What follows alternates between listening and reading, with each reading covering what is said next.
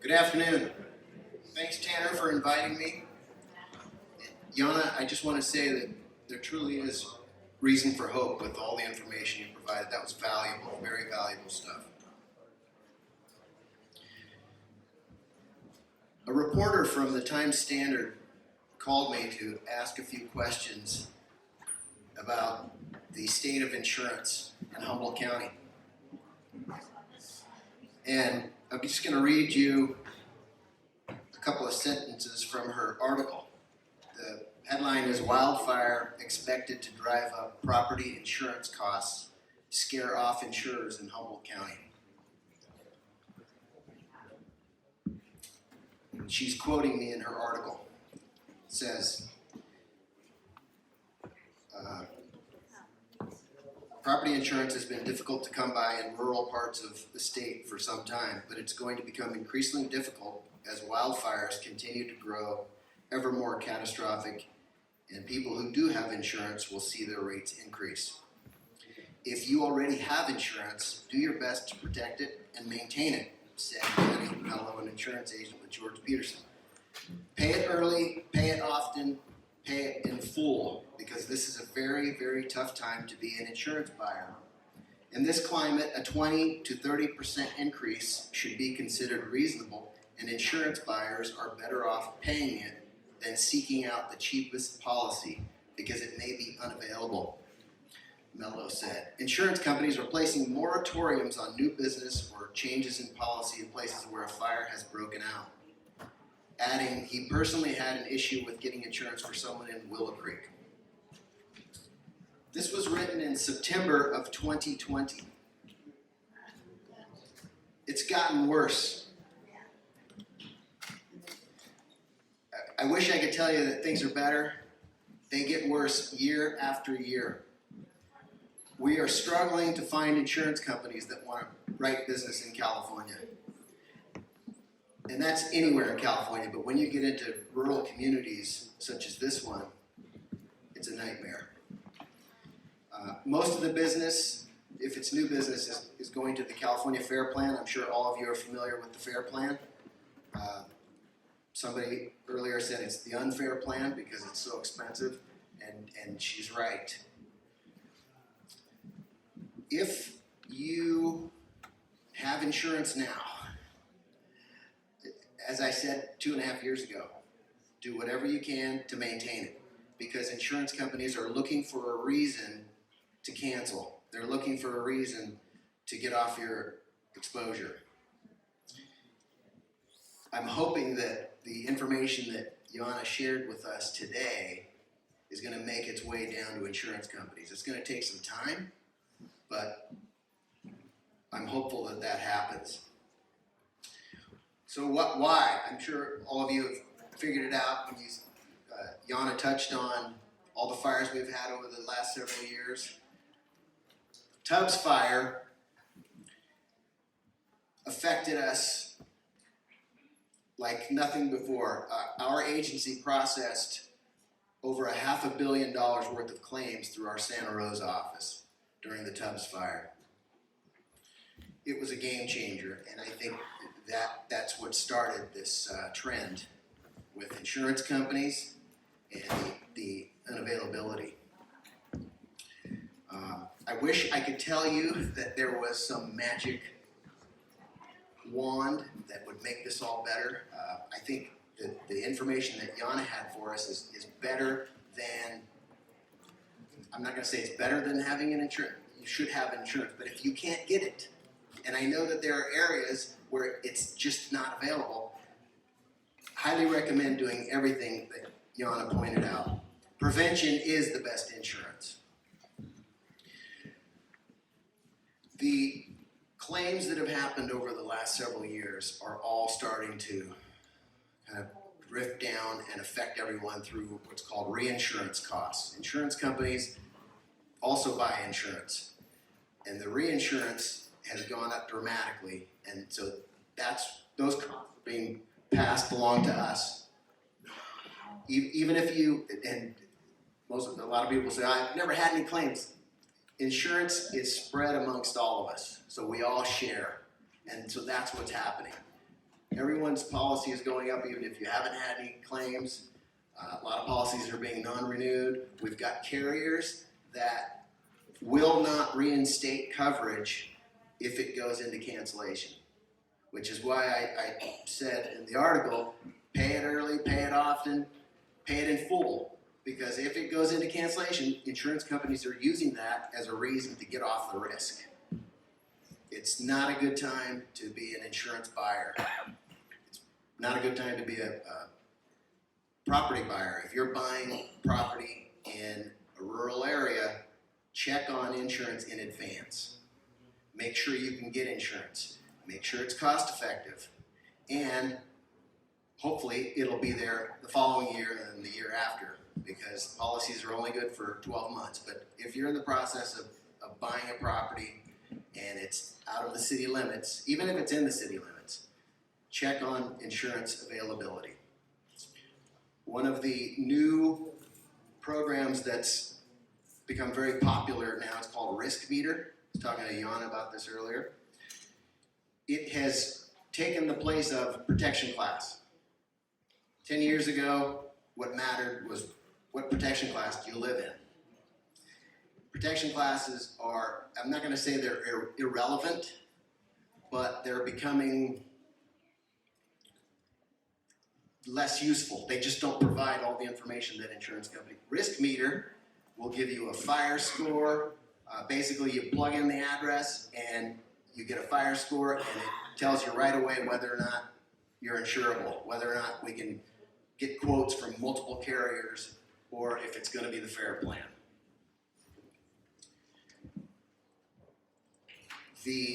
I heard earlier today that some of the members of the community have seen a reduction in their insurance because of a fire rating, I think it was. Firewise, exactly. So that is, it's really important to make sure that your insurance company is willing to do that, because it's not a broad reduction. Not every insurance company, it's not something that's being handed down by the Department of Insurance. So I think it's left up to individual carriers to decide whether or not they want to apply those discounts or credits. Another point, if you are reducing fuels around your residence because you think it's going to make your property insurable, check with your carrier first or check with your agent, because that is not a guarantee of insurability. If you have insurance and your specific carrier has required that you make those changes, then by all means make those changes. You should make those changes regardless. But my point is, it may not be a guarantee that you're going to get insurance. So if that's why you're doing it, check with your carrier or with your agent in advance, especially if it's going to cost you money to do those measures. What else can I share with you? Question? Sure. I have two quick questions. So insurance companies would rather not pay out claims, right? No, well, they're in the business of paying out claims, but they want to collect adequate premium so that they have money to pay out the claims. Or wouldn't they rather not have to pay out claims in the first place? Well, sure, that's how they make a profit. Okay, so why don't they hire a small army of consultants to help people achieve adequate defensible space and harden their homes so that they don't burn? Okay, what's number two? Why don't they give discounts on the premiums for folks that do? Well, the last question, it's because they don't want to write the risk in the first place. To address your first question, though, there are services that are becoming more and more popular. We have one, and it kind of ties into a lot of the hardening programs and resources that are there on the table and what Yana was talking about.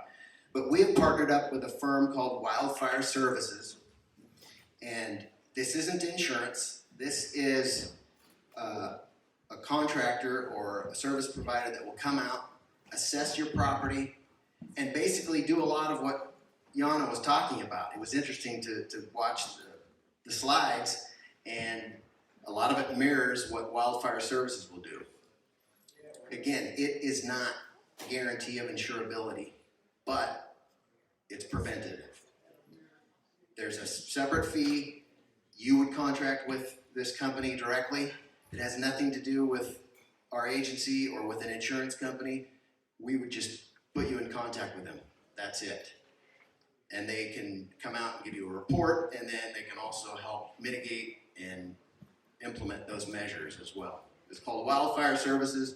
I put some brochures over on the table. Could you discuss community ISO ratings and how that relates to? Well, that's the protection class, but same. It's not as relevant as it once was. Now there's other tools that insurance companies are using. They still matter. You want to be, generally speaking, you want to be in a protection class 6 or lower. Once you get above 6, you may or may not have insurance, and you're going to pay more. The rates. I was just meaning to tell people what it means. What does an ISO rating even mean? A lot of people don't know. What is an ISO rating? So the ISO comes out and rates fire departments and communities as far as response time, how long they can pump water for an active fire, volunteers, staffing, number of paid members of the department, fire hydrant, accessibility, all these different resources to go through. Any more agony with the insurance adjuster. We all know how that is.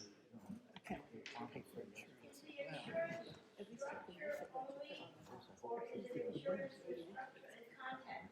And the reason I ask about that is renters obviously are not going to be reimbursed for the price of the dwelling, but will be reimbursed for the content. Is that as a possibility? I'm not sure I follow the question. There's two different policies. There's a homeowner policy, which includes the structure and the contents, and then there's just a renter's, which is the contents only. So renters can get that. Sure. Yes. Yes, absolutely.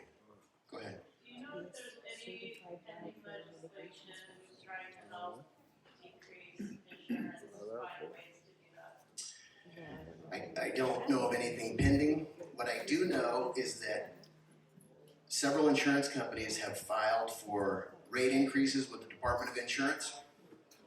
And this isn't so much personal insurance, but just commercial insurance, insurance as a whole. And I'll name one in particular. Nationwide Insurance has stopped writing new business in California on their commercial line side because the Department of Insurance will not authorize the rate increases that they've requested. In other words, they say they need to charge more premium in order to be profitable, and if the Department of Insurance won't allow them to do that, they're not going to write any new business, which they're doing. They're not writing anything for us. I'm not aware of anything that's pending to on a large scale to try to fix the problem we have right now. What they have implemented is the California Fair Plan, which is it's very cumbersome to use, and it's really expensive. There's gaps in coverage. So when you have a Fair Plan policy, you also have to get an additional policy to cover all the things that aren't covered in the Fair Plan. Go ahead. Sure. There is something. So the insurance commissioner, Garberville, has offered the Seniors for Welfare program, which is not really in play yet. But if you look up, this is great for those of you that are doing community events because there are 3 different categories. There's stuff on the home, there's stuff on the defensible space, and there's stuff on how the community is organized. And the idea is that it's sort of a sandwich list. And as a homeowner, the more things that you check, the concept is that you can then present that to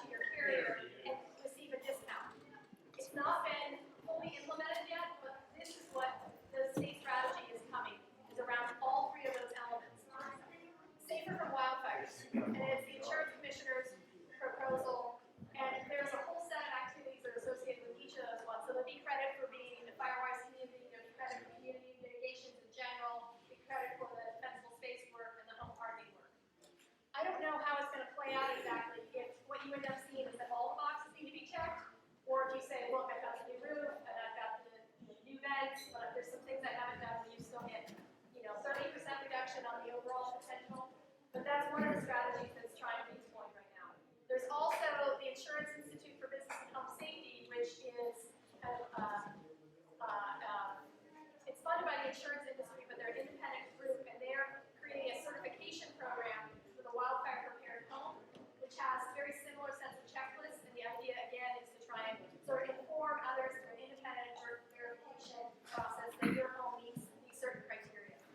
So you'll see kind of a new framing of the conversation around demonstrating the actions that the individual homeowner is taking and the context of the community that they sit in. So again, like the 5-year comment, I think it's going to take us a couple of years to kind of see how that rolls out, how the insurance responds to that, and what the insurance commissioner has done. I think it's 25 insurers that said that they're on board with these concepts. Like you said, there's reason for hope, right? Somebody had a question back there. No, I just have a, John Porter, who owns the Bembo Inn, 10 years ago, he paid about $80,000 a year for all the insurance for the golf course, the hotel, liability, fire insurance. This past year, his fire insurance for the hotel alone was $180,000, no other insurance included. He's been told it's going to go up another 15 to 20% next year. Like, at this rate, I can't keep the doors open to pay my insurance. It's like he's getting further and further into the year before he makes a profit. So basically, the insurance rates are taking places like the Bembo Inn, which is an institution here since the 20s, and almost driving them out of business. So. You're absolutely right, and I'm well aware of everything you just described, and it's a shame. Criminal. It is. People prepare to do business. Right.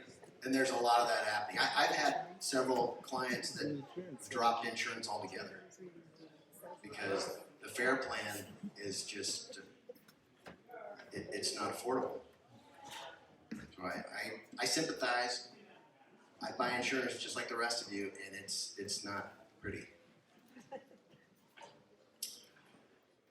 I was going to, I wanted some of the pictures that you had here towards the end with the houses, and the caption was, "What can be done?" If you have a house like that, don't call your insurance agent to come over and look at it, because you're going to get canceled. Insurance companies come out, they inspect, hopefully they just make recommendations, but they can also cancel midterm. So do everything you can to upgrade your premises, make it presentable for an insurance inspector. If you're in the market for insurance, if you already have insurance now and you're looking for other insurance, be aware that the new carrier will come out and inspect, look, and so it may not be any better for you to change. Which is why I started my talk with, if it goes up 20 or 30, as painful as that is, you're probably better off than to open up a can of worms with a new carrier, a new